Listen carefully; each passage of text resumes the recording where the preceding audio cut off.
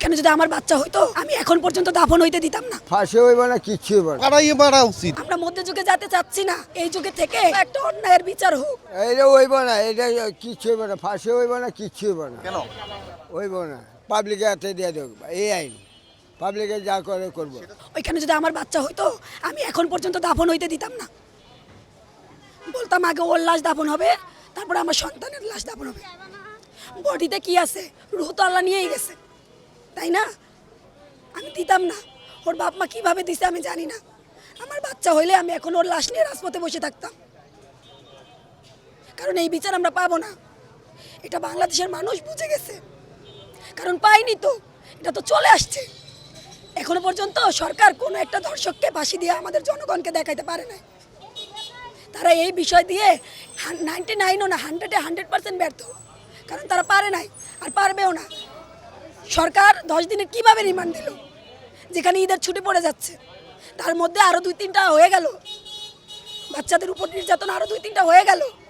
সাথে সাথে তারা ভাসে, ও যে ধরা খাইছে ওর ওয়াইফ বলছে, ও বলছে যে ওরা এইটা করছে, তারপরে ওদের বাঁচায় রেখে জনগণের টাকায় সরকারের টাকায় খাওয়ানোর কোনো মানে হয় না।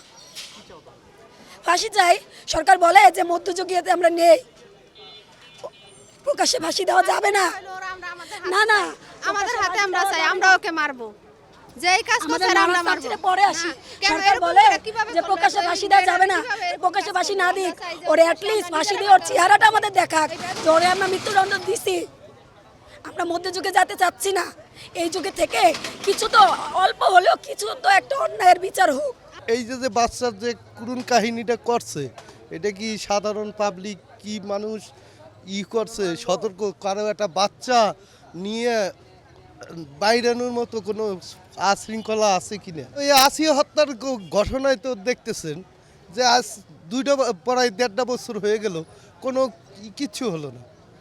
তাই এটা হবে কেমনে? ওদের তো সে আইনে পাড়াইয়ে মারা উচিত, জনগণের সামনে মারা উচিত। আমরা চাই সরকারি আইন করুক, যে দোষিত যে হবে, যে প্রকৃতি অন্যায় করবে তাকে নগদে ফাঁসি এবং জনসাধারণের মানুষের সামনে আর এই করতে হবে।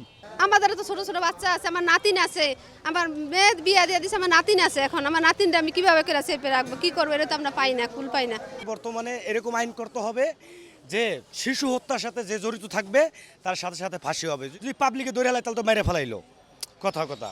আর যদি সরকারের আওতায় জায়গা, পুলিশের আওতায় জায়গা, তাহলে এটা ফাঁসির কার্যকর করতে হবে। যদি ফাঁসির কার্যকর হয় তাহলে শিশু হত্যা বা শিশু নির্যাতন এটার থেকে অনেকখানি বাঁচা যাবে। এটাকে আমাদের সক্ষে আনতে হবে। যদি এটা মনে করেন আপনি বেশি দূরে নিয়ে যান বা বেশি সময় লাগান, এটা বিভিন্ন ধরনের লড়াচড়া হবে, বিভিন্ন ধরনের কথা হবে, বিভিন্ন লোক এখানে তৈরি হবে, কিভাবে বাঁচানো যায়, কিভাবে কি করা যায়, সব কিছুর লাইন খুঁজে হবে। অতএব এটার দ্রুত বিচার করতে হবে এবং দ্রুতভাবে এটার ফাঁসির কার্যকর করতে হবে আমাদের বাংলাদেশে। তাহলে আমাদের এই শিশু হত্যার থেকে আমরা রক্ষা পাবো।